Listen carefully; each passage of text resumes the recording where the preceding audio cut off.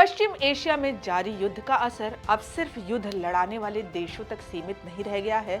इस संघर्ष की आंच अब समुद्री रास्तों, वैश्विक व्यापार और दूसरे देशों के नागरिकों तक भी पहुंचने लगा है। खासकर स्ट्रेट ऑफ हार्मुज जैसे अहम समुद्री मार्ग पर बढ़ते खतरे ने कई देशों की चिंता बढ़ा दी है। इसी बीच भारत के लिए एक दुखद और चिंताजनक खबर सामने आई है, जिसने सरकार को भी अलर्ट कर दिया है। नमस्कार, मैं हूं आपके साथ गरिमा शर्मा और आप देख रहे हैं इंडिया.com। दरअसल पश्चिम एशिया में जारी संघर्ष के दौरान एक कार्गो शिप पर हुए हमले में 2 भारतीय नागरिकों की मौत हो गई है, जबकि एक भारतीय अभी भी लापता बताया जा रहा है। ये जानकारी भारत के विदेश मंत्रालय के प्रवक्ता रणधीर जायसवाल ने दी है। उन्होंने कहा है कि भारत सरकार खाड़ी क्षेत्र में रहने वाले भारतीय नागरिकों की सुरक्षा को लेकर पूरी तरह प्रतिबद्ध है। इस बीच एस जयशंकर ने ईरान के विदेश मंत्री से बातचीत कर जहाज की सुरक्षा और भारत की ऊर्जा आपूर्ति से जुड़े मुद्दों को उठाया है।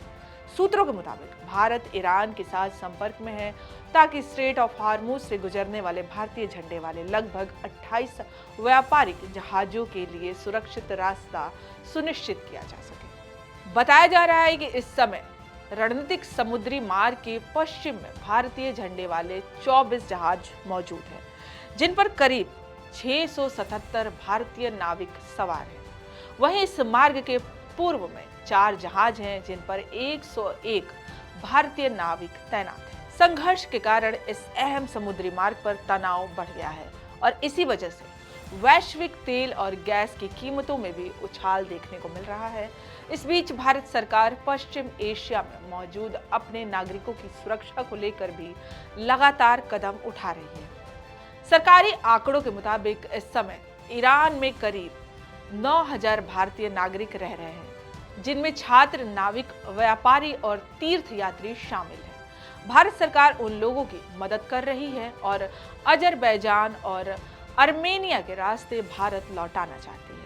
इसके लिए उन्हें वीजा और सीमा पार करने की भी सहायता दी जा रही है। विशेषज्ञों का मानना है कि अगर पश्चिम एशिया में यह संघर्ष लंबा खिंचता है तो इसका असर न सिर्फ क्षेत्रीय सुरक्षा पर पड़ेगा, बल्कि वैश्विक व्यापार, ऊर्जा सप्लाई और दूसरे देशों के नागरिकों की सुरक्षा पर भी गहरा प्रभाव पड़ सकता है।